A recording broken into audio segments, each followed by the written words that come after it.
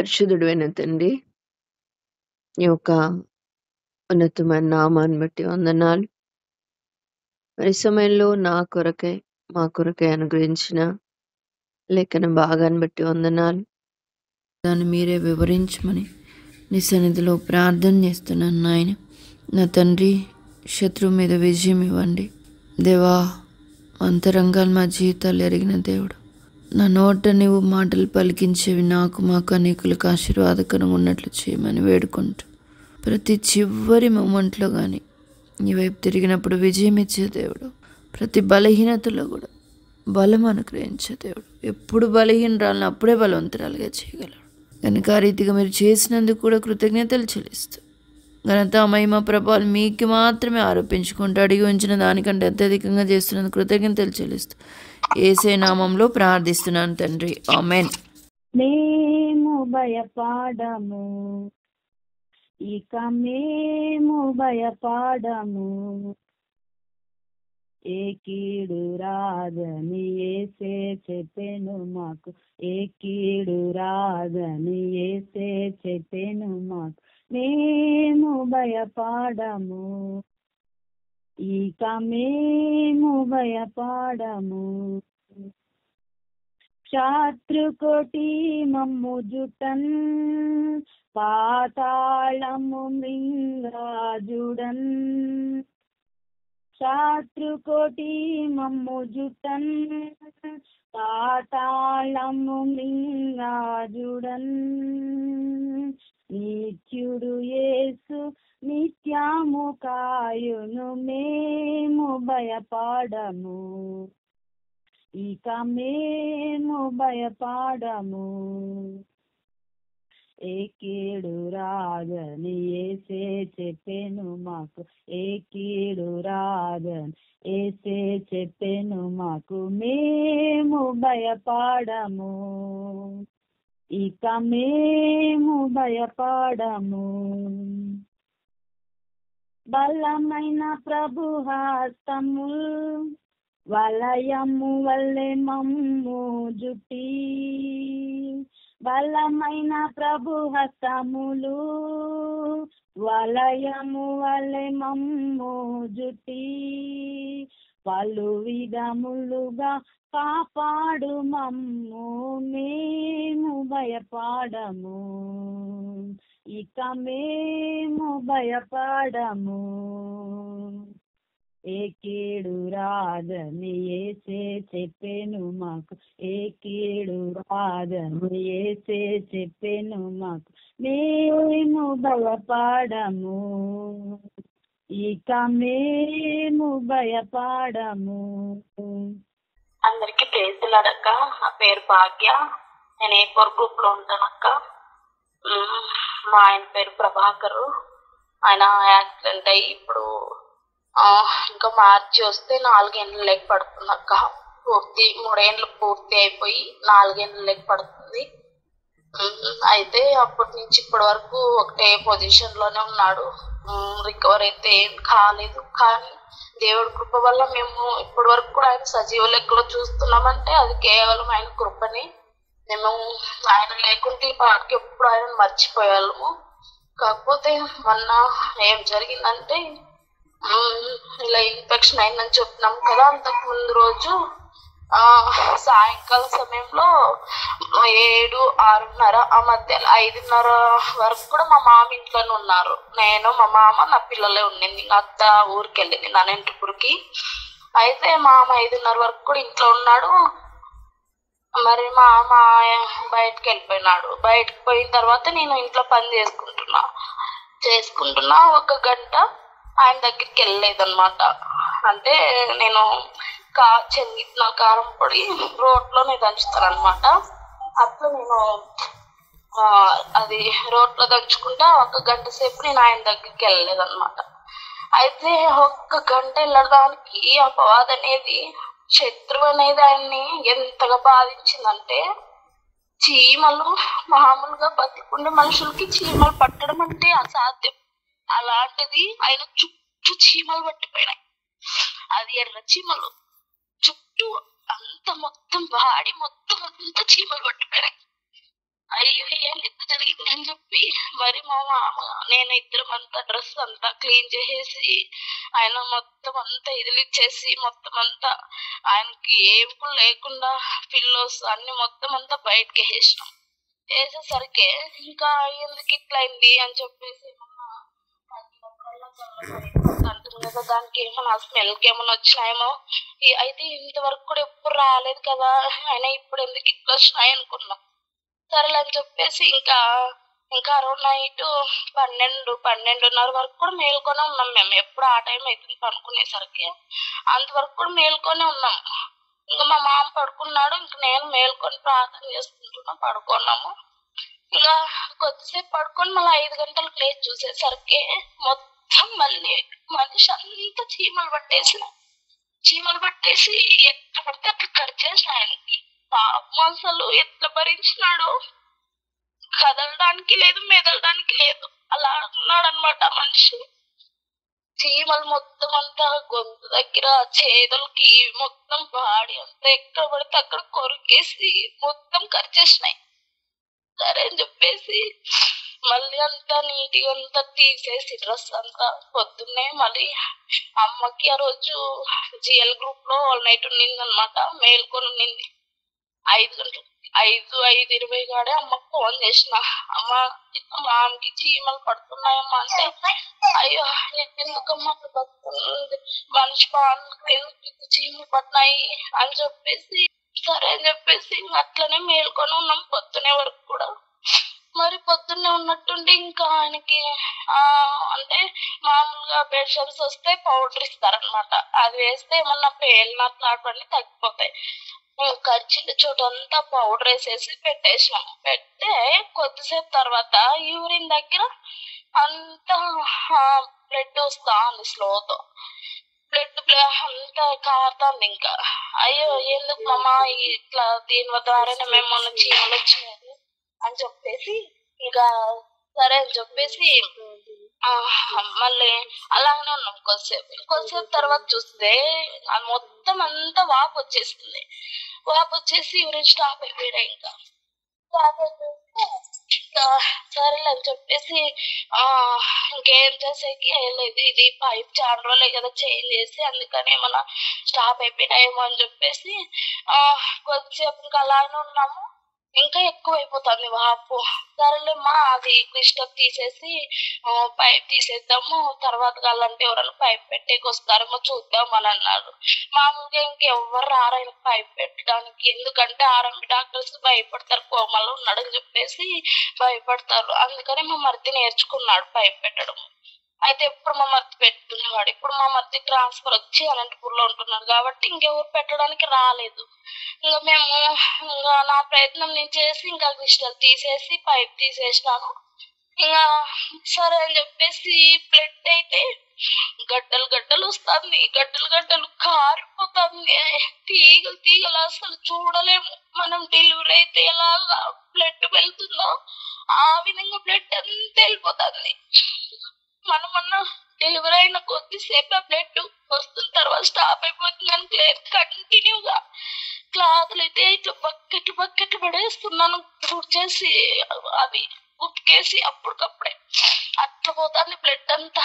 సరే అని చెప్పేసి ఇంకెవ్వరు మా మామ మొత్తం మా ఓడిస్ అంతా తిరిగినాడు పైప్ పెట్టడానికి, ఎవరైనా రాండి అని చెప్పేసి ఒక్కరు కూడా రాలేదు. అందరూ హాస్పిటల్కి పిలుచుకొని పోండి అని చెప్తున్నారు. సరే అని చెప్పి ఇంకా శారమ్మకి, పద్మక్కకి, తర్వాత మా గ్రూప్ అక్కకి వాళ్ళు నర్సులు కదా అని చెప్పి వాళ్ళకి ఫోన్ చేసిన, అక్క ఇట్లా అవుతుంది ఏం చేయాలక్క అంటే, అయ్యో అది ఇన్ఫెక్షన్ అయిపోయింది కదమ్మా, అందుకని ఇంజక్షన్లు పడాలా, హాస్పిటల్కి తీసుకెళ్ళండి అంటున్నారు. ఇంకా హాస్పిటల్కి వెళ్ళడానికి మాకి ఆ టైంలో ఏం లేదు ఇంట్లో. మళ్ళీ ఇంకా అత్త వాళ్ళకి చెప్పినాం, వస్తున్నారు వాళ్ళు ఇక్కడి నుంచి అనంతపూర్ నుంచి. ఇంకా మరి కొద్దిసేపు తర్వాత ఇంకా అట్లా అయిపోయింది. సాయంకాలం వరకు ఇంకా అలాగే ఉన్నాము.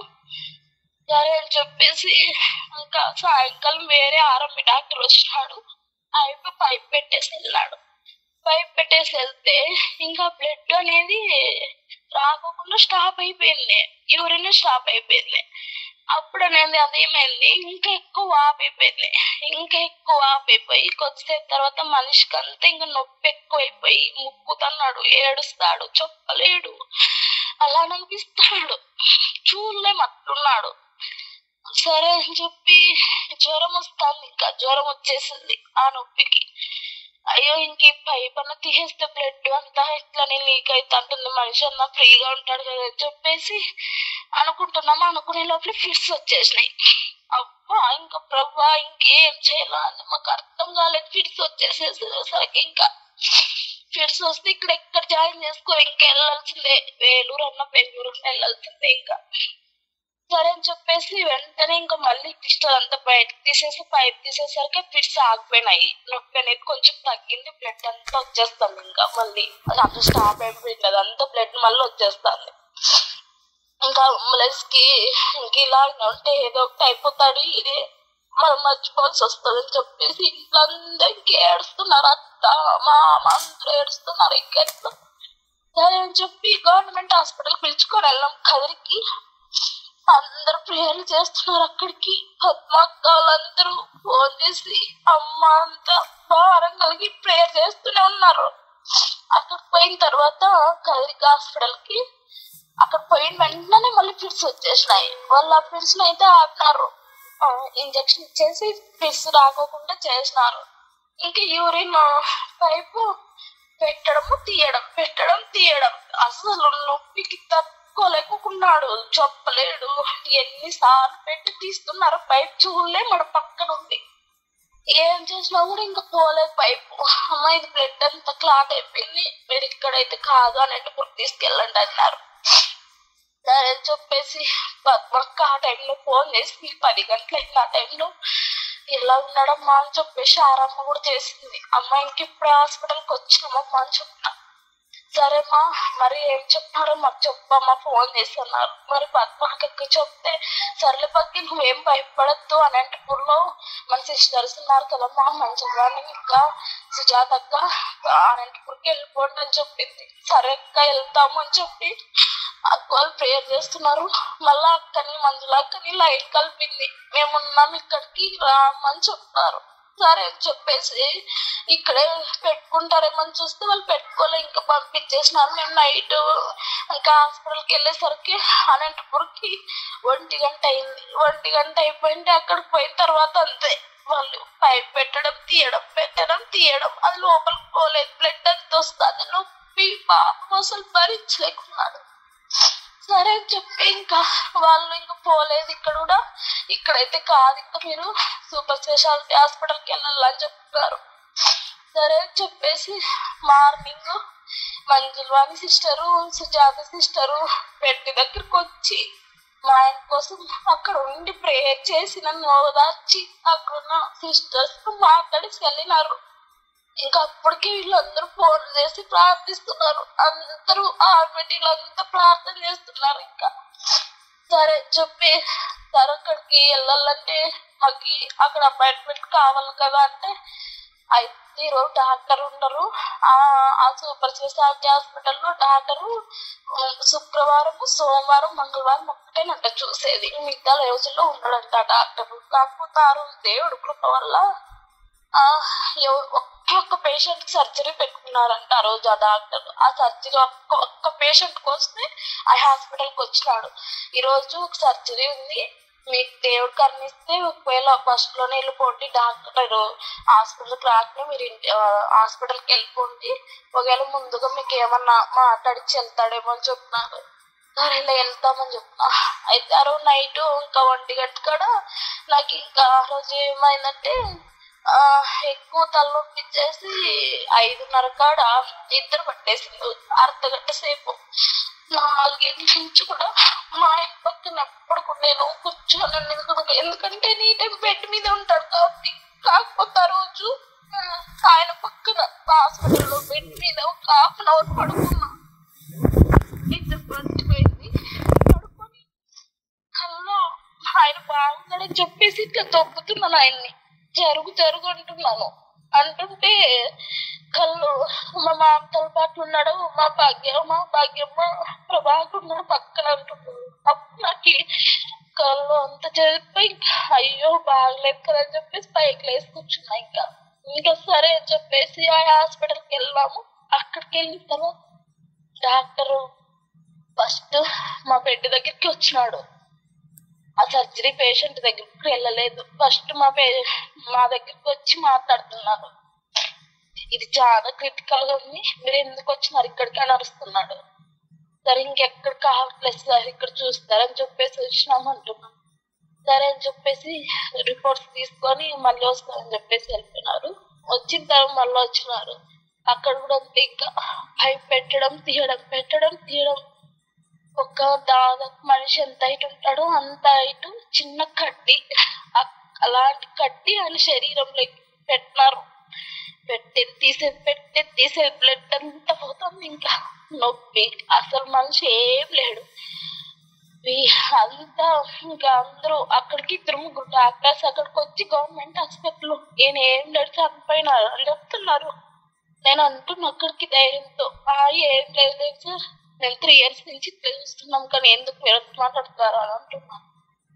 సరే అని చెప్పేసి ఇంక డాక్టర్ కట్టి కూడా వెళ్ళలేదని ఇంకా సర్జరీకి వెళ్ళాలమ్మా ఇంకా తీసుకెళ్ళండి అని చెప్పేసి ఆపరేషన్ థియేటర్ లోకి పిలుచుకొని వెళ్ళిపోయిన డ్రెస్సింగ్ వేసేసి ఇన్ని చోట్ల పెట్టడం కాలేదు. కానీ ఆ రూమ్ లో ఒక 10 నిమిషాల్లో ఏమైందో అక్కడ దేవుడు అద్భుతం చేసి అక్కడ పైప్ పెట్టడానికి అయింది. అది క్లాట్ అయినది అంతా కూడా క్లీన్ చేయడానికి కూడా డాక్టర్ చేత అయ్యింది.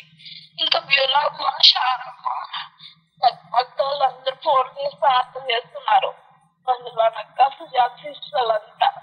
ఇంకా బ్యూలమ్మ నేను లాస్ట్ లో ప్రార్థన చేసుకుంటున్నాం. అయితే అమ్మ ప్రార్థన చేస్తుంటే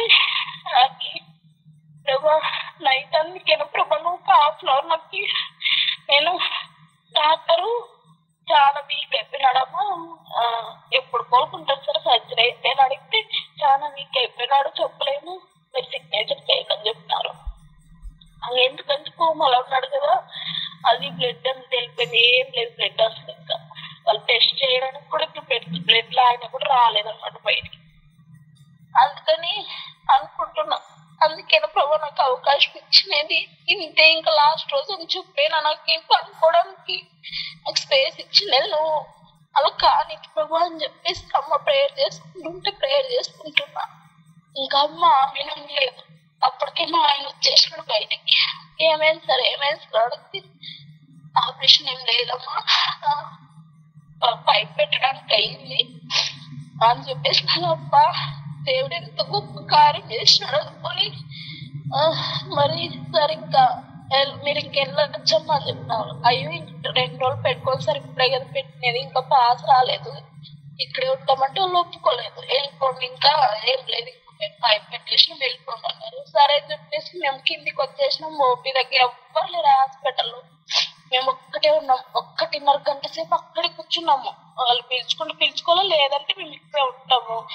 ఇలాంటి మనిషిని ఎత్తిపోయి మళ్ళీ పాస్ రాకుండా మేము ఎట్లా మనంత దూరం నుంచి మేము ఎట్లా రావాలని చెప్పేసి 1.5 గంట సేపు అక్కడే కూర్చోండి. సెక్యూరిటీస్ అందరూ అరుస్తున్నారు, ఎందుకున్నారు మీరు వెళ్ళొచ్చు కదా అని. సరే అని చెప్పి ఇంకా మా మామ డాక్టర్ దగ్గర పోయినాడు. సరే ఇట్లా పాస్ అవ్వలేదు సార్, ఎట్లా సార్ అని చెప్తే సరే లేవు రాకోకుండా ఇంటికి వచ్చేసి మీరు బైక్ పిలుచుకొని వచ్చేసేయండి పేషెంట్ అన్నారు. అంటే మా మామ ఇంకా డాక్టర్ తో మాట్లాడి కిందికి వచ్చేసరికి అప్పటికే పాస్ వచ్చేసి మా ఆయనకి అబ్బా ఇంత దేవుడమ్మా అనుకొని మరి సరే సార్ పాస్ వచ్చిన ఆయన మళ్ళీ చెప్తే సర్లే మీరు ఇంటికి వెళ్ళండి అని చెప్పారు. మరి ఇంటికి వచ్చేసి ఇట్లా దేవుడు ఎంతో నా పట్ల ప్రేమ చూపుతూ నేను అడిగిన ప్రతి ఒక్క దానికి నాకు జవాబు ఇస్తూ ఇప్పుడు కూడా నేను ఈ రోజు సాక్ష్యం చెప్పింటే బాగుండు ప్రభు అనుకొని పొద్దుటి నుంచి నాకు మనసులో పడుతుంది. కాకపోతే ఈ రోజు అమ్మ శారాకకి ఇచ్చింది కదా, అమ్మ చెప్తారు కదా, ఇంకా సరేలే నెక్స్ట్ వీక్ చెప్తామని చెప్పేసి అమ్మకి నేను మెసేజ్ చేసిన ఈవినింగ్, అమ్మ నెక్స్ట్ వీక్ నేను చెప్తానమ్మా అని. అయితే నాకు మనసులో అయితే అదే ఉంది, నేను ఈ రోజు చెప్పాలని. దేవుడు నాకు సహాయం చేసి ఈ రోజు చెప్పడానికి సహాయం చేస్తా వచ్చినాడు.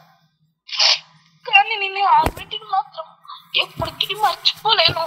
నాకు ఎంతో అందరూ ఓదార్చడం, తల్లిలో తండ్రిలో నన్ను చేరు తీసుకొని ఆర్థిక విషయంలో నాకు సహాయపడుతూ నాకు ఇంత మేలు చేస్తున్నందుకు నేను ఎప్పటికీ ఆర్మిటి నుంచి తొలిపో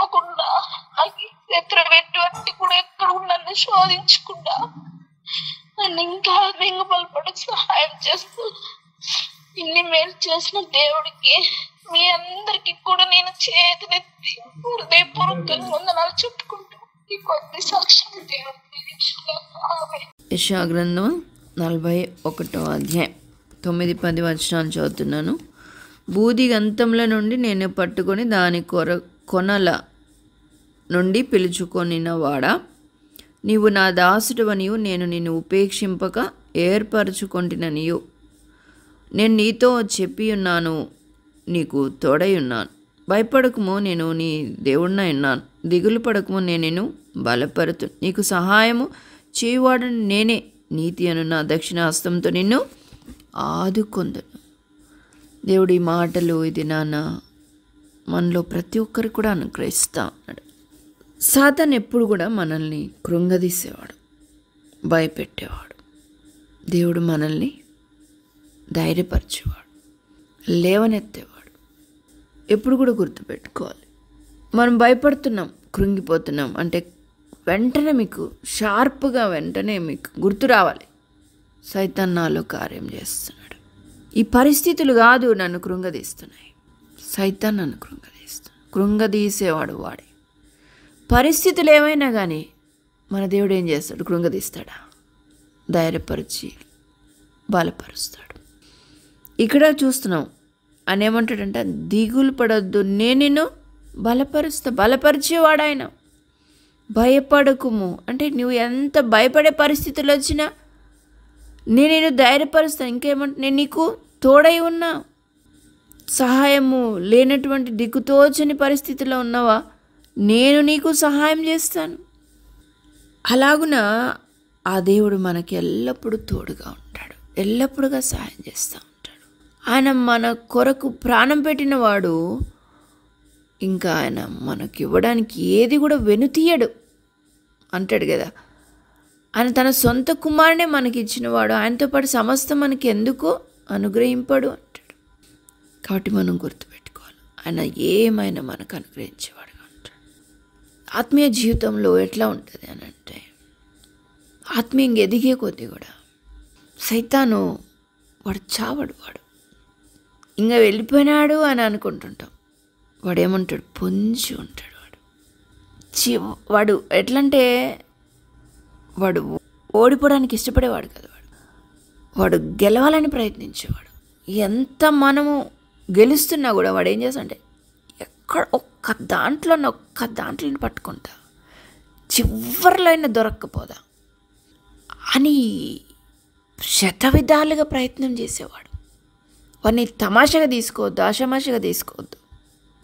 ఎంతవరకు నువ్వు పోరాడాలి, ఎంతవరకు నువ్వు విశ్వాసం ఉంచాలి, గెలుపొందే వరకు. గుర్తుపెట్టుకో, ఎక్కడ కూడా వాడికి ఛాన్స్ ఇవ్వద్దు. నీలో ఉన్నవాడు గొప్పవాడు, నీకు వాగ్దానం ఇచ్చినవాడు గొప్పవాడు. వాడు నాటెడాలి. అసలు వాడు ఓడిపోయినవాడు, వాడు నశింప చేయబడవలసినవాడు, వాడు నిరాయుధుడు. వాడు చేసే చేష్టలన్నీ కూడా మోసపూరితమైనవి. వాడికి ఏదో బలం ఉన్నట్టు చూసుకుంటుంటాడు. ఓడిపోయిన వాడికి ఏముంటాయి? ఆయుధాలు లేననుకో ఏముంటాయి? అధికారం ఇచ్చింది వాడికి కాదు, ఇప్పుడు నీకు. శత్రు బలం అంతటి మీద నీకు అధికారం ఇచ్చినాడు ఆయన. ఆయన తన శిష్యులకు అధికారం ఇచ్చి పంపినాడు. అర్థమైంది? అపవిత్ర ఆత్మల మీద, రోగముల మీద వారికి అధికారం ఇచ్చినాడు. అని ఏమంటాడు? శీఘ్రంగా సాతాను తలను మీ కాళ్ళ కింద చితక తొక్కిస్తాను అంటున్నాడు. ఇవన్నీ నమ్మదగిన దేవుడిచ్చిన వాగ్దానాలు. వీటిలో పొల్లుసున్న కూడా తప్పిపోదు. భూమి ఆకాశాలు గతించిన ఆయన ధర్మశాస్త్రంలో పొల్లైన సున్నైనా తప్పిపోదు. మాట తప్పనివాడు. అలాంటి వాడు చెప్పిన మాటలివి, శక్తిగల మాటలివి. ఇవి మనకు ఉండగా అబద్ధాలోడు వాడు, మోసపూరితమైన వాడు, ఓడిపోయిన వాడు, నశింప చేయబడవలసిన వాడు, అగ్నిలో పడద్రోయబడవలసిన వాడు. వాడి కొరకు కాచుకొని ఉంది అగ్ని, నిత్యాగ్ని. అలాంటి వాడు చెప్పే మాటల్లా మనం నమ్మాల్సి ఉండేది. మనము మన యొక్క శత్రువుని ఎరగాలి. వాడు ఎట్లాంటి వాడు? అబద్ధాలుడు కదా. ఎక్కడ చూస్తాం? ఆదికాండం 3లో మీరు చావనే చావరు. ఎంత ప్రభు చెప్పిందని ఖచ్చితంగా ఆపోజిట్ చెప్తున్నాడు వాడు. చావనే చావరు. ఇవన్నీ యుగాంతమందున్న మనకు బుద్ధి కలుగుటకే రాయబడినాయమ్మా. బుద్ధి తెచ్చుకుందాం. వాడు తలంపులతోనే పోరాటం మొదలు పెడతాడు. మనం ఎక్కడైనా అవిశ్వాసంలో వాళ్ళు కొంచెంలోనే దొరకదా. మనం అనుకుంటాం అన్ని పరిస్థితి. ఈరోజు నాకు అసలు బాగలేదండి, అసలు చాలా జ్వరంగా ఉంది, అసలు నిద్రపోలేదు, చాలా పనులు, చాలా అలసట, బ్యాక్ పెయిన్, నేను ఉండలేను. ఇవన్నీ తలంపులు ఎవరు చెప్పేవాడు? సైతాన్. భయపెట్టేవాడు వాడు. నీ పరిస్థితులు ఏవైనా నిలబెట్టేవాడు దేవుడు. విశ్వాసం అనేది అదృశ్యమైనది ఉన్నదనుటకు రుజువే విశ్వాసం. వెలిచూపు వలన కాదు. ఈ పెద్ద కొండ ఉంది, ఈ కొండ అంతా పోయి మైదానం ఏర్పడుతుందా? కొండను తీసివేయగలవా? చూస్తే కళ్ళ ముందు కనబడుతుంటుంది, అది కొండ ఎట్లా తీసేస్తారండి అంట. అది చేత కాదంటాము లోకరీతిగా కనబడుతున్న దాన్ని బట్టి. కానీ విశ్వాసమును బట్టి కొండ పోయి సముద్రంలో అంటే పడిపోతుంది. ఆడ ఏమైపడుతుంది? మైదానం ఏర్పడుతుంది. విశ్వాసం అది కనబడదు, నమ్మాలా. అర్థమవుతుందా? సైతాన్ మీద విజయం, ఎప్పుడు విజయం ఉండి తీరాల్సిందే మనకు. ఎప్పుడు వాడి దగ్గర మనం ఓటమి రుచి చూడకూడదు. వాడికి ఎప్పుడు ఓటమే. వాడెప్పుడు మన కాళ్ళ కింద చితక తొక్కబడవలసిన వాడే. ఇప్పుడు ఇడిచిన వాగ్దానాలు మనకి ఎట్లా ఉన్నాయి? దిగులు పడద్దు, నేను నిన్ను బలపరుస్తా అంటే అర్థమేముంది? నువ్వు బలహీనరాలువు, దాన్ని బట్టి నువ్వు దిగులు పడుతున్నావు కదా. నేనున్నాను కదా, నేను నీకు బలపరుస్తానంటే అర్థమేముంది? నీ బలహీనతలో నేను బలం నీకు అనుగ్రహిస్తాను, దిగులు పడద్దు అని దేవుడు చెప్తా ఉంటే వాడు చెప్పింది నమ్ముతావా? నీ దేవుడు చెప్పింది నమ్ముతావా? అసలు ఈ పరిస్థితే కదా నీ యొక్క విశ్వాసం పరీక్షిస్తూ ఉండేది. దాని కొరకు వచ్చింది పరీక్ష కాదా? ఇంకెంతకాలం ఓడుతూ ఉంటావు వాడి మాటలు విని? ఇలాంటి పరీక్షలు మాటికి బెటర్ కదా నీకు పరీక్షలు. అది మరి ఆ టైంలో నువ్వు గెలిస్తేనే మరి ఇంకొక దానికి వెళ్తావు. మాటికి ఓడిపోతూ ఉంటే పడిన చోటే పడతానే ఉంటావు, మాటికి అదే చోట ఉంటావు. ఇప్పుడు యాన్యువల్ ఎగ్జామ్స్ నువ్వు సరిగ్గా రాలేదండి, నేను మళ్ళీ రేపు రాస్తానంటే కుదురుతుందా? లేకపోతే ఒక గంట తర్వాత, లేకపోతే ఒక నెల తర్వాత రాస్తానంటే కుదురుతుందా? మళ్ళీ బెటర్ కదా. నీకు వస్తున్న పరీక్ష కూడా మళ్ళీ రాదు. అర్థమైందా? నువ్వు వీడు ఓడిపోయినంటే ఓడిపోయినావు అంతే. కాబట్టి ఆ పరీక్ష నీకు వస్తుందంటే అలర్ట్గా ఉండు. నువ్వు ఓడిపోయినావంటే ఏం జరుగుతుంది తెలుసా? నీ ఆత్మీయ జీవితంలో మునుపు ఉన్న బలానికంటే ఇంకా బలహీనరాలు అవుతావు. గెయిన్ రాకపోగా ఉన్న బలం ఇంకా తగ్గిపోతుంది. ఎందుకంటే నువ్వు ఓడిపోయినావు కాబట్టి మైనస్ పాయింట్స్ కూడా వచ్చేస్తాయి. శత్రువుకు నీ మీద పవర్ ఏర్పడుతుంది ఒకసారి ఓడిపోయినావంటే. నీలో కూడా ఒక బలహీనత ఏర్పడుతుంది. నేను ఓడిపోయినాను అనేది ఇంకా నిన్ను కృంగదీస్తుంది. ఇంకో సెకండ్ ఎగ్జామ్కి ఇంకా కృంగిపోయేటట్లు చేస్తుంది, ఇంకా తుత్తు నీళ్ళు ఓడిపోయేటట్టు చేస్తుంది. అర్థమైందా? కట్టి ఏ ఛాన్స్ వాడికి ఇవ్వద్దు. ప్రతి విషయంలో గెలుపు మనదే. మనలో ఉన్నవాడు లోకంలో ఉన్నవానికంటే గొప్పవాడు. అంతం వరకు మనం విజయం పొందుతూనే ఉండాలి. సహిస్తామంటాం కదా, అంతం వరకు సహించిన వాడే రక్షించబడి అంటాం. చాలా మన కుటుంబ పరిస్థితుల్లో ప్రభువు చెప్పినాడండి, దౌర్జన్యం చేసిన ప్రభువు మౌనంగా ఉన్నాడు. నేను కూడా అట్లా ఇంట్లో మౌనంగా ఉన్నానండి. మౌనంగా ఉండే కొద్దీ ఎలాంటి పరిస్థితులు ఏర్పడతాయి కుటుంబంలో? మౌనంగా ఉండలేనంత పరిస్థితులు, సహించలేనంత పరిస్థితులు అధికమవుతాయి. ఇంకా ఉంటావా? ఇదంతా నీ సహనానికి పరీక్షలు. అందుకని ఏమంటాడు యాకోబు పత్రిక? మీ ఓర్పు తన క్రియను కొనసాగింపచేయి. ప్రభు దినం వరకు నువ్వు ఓపిక కలిగి ఉండు. యాకోబు పత్రిక 5వ అధ్యాయంలో. కాబట్టి అంతం వరకు మనం కొనసాగలం. ఓర్పు అంతవరకు నీకుంటేనే శత్రువు మీద విజయం. ఇంకా నేను తట్టుకోలేకపోయినానండి, అసలు అంతవరకు ఓర్చుకున్నాను కానీ చివరిలో ఒక్క మాట అన్నాను, అయిపోయింది. అంతవరకు నువ్వు గెలిపోయిందంతా ఒక్క దెబ్బతో ఉల్టా అయిపోయింది. అంతవరకు వాళ్ళ కార్యం జరుగుతుండగా నీ ఒక్కసారి కట్టలు తెంచుకొని వచ్చిన కోపం ఏం చేసిందంటే, మార్చబడబోతున్న వాళ్ళు కూడా తిరిగి కఠినులయ్యేటట్లు చేసింది. జాగ్రత్త. ప్రతి చిన్న విషయం ఎంతో జాగ్రత్తగా అడుగు వేయి, మాట్లాడు. చాలా జాగ్రత్తగా అడుగు వేయి. తొందరపడద్దు. ప్రార్థనాపూర్వకంగా వెళ్ళు. కలవరం తెచ్చుకోకు. ప్రభు సహాయాన్ని కోరు. వాగ్దానాలు పట్టుకొని అడుగు. నా చేత కాదని బతిమాలుకో. దేవుడు నీకు సహాయం చేస్తాడు. అయిపోయింది, వాడు వెళ్ళిపోయినాడని మోసపోవద్దు. నాకే ఇప్పుడు నా శక్తి లేదండి, అందుకే నేను వద్దనుకుంటున్నాను, నేను నిలబడలేనని అనుకుంటున్నాను. లేదు, వాడెక్కడో దాగి ఉన్నాడు. అందుకే పిరికి మాటలు వస్తున్నాయి. అందుకనే భయపడే మాటలు వస్తున్నాయి. ఓడిపోయే మాటలు వస్తున్నాయి. వాడు నీలో ఉన్నాడన్న సంగతి నువ్వెరుగు. అందుకే నీకు ఇట్లా తలంపులు వస్తున్నాయి, ఇట్లాంటి మాటలు వస్తున్నాయి, ఇట్లా చేష్టలు నువ్వు చేస్తున్నావు అన్న సంగతి నువ్వు ఎరిగినప్పుడు సరి చేసుకోగలుగుతావు. ఎవరొచ్చి చెప్పగలరు నీ పర్సనల్ లైఫ్కి? అలాంటి మెలకు నువ్వు కలిగి ఉండాలి. ఎప్పుడు కూడా గుర్తుపెట్టుకోవాలి, దేవుడు మనల్ని ధైర్యపరిచేవాడు, బలపరిచేవాడు, ప్రోత్సాహపరిచేవాడు, ఆత్మీయంగా ముందుకు తీసుకొని వెళ్ళేవాడు.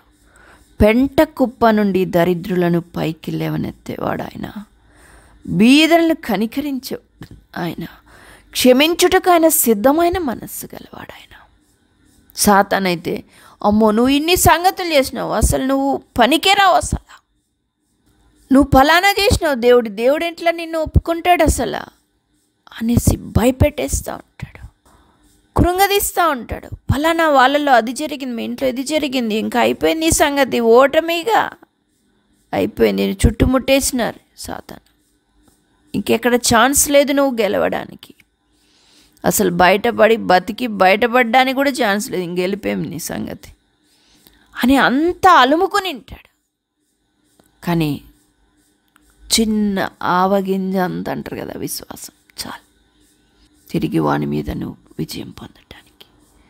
మొత్తం చుట్టూ వాడిని చుట్టేసి ఎక్కడ కూడా వెలుగు లేకుండా మొత్తం చీకటిగా నువ్వు చేసిన నీ అంతరంగంలో ఒక చిన్న విశ్వాసం, నా ప్రభా, విశ్వాసముతో చేసే చిన్న మొర చాలమ్మా దేవునికి.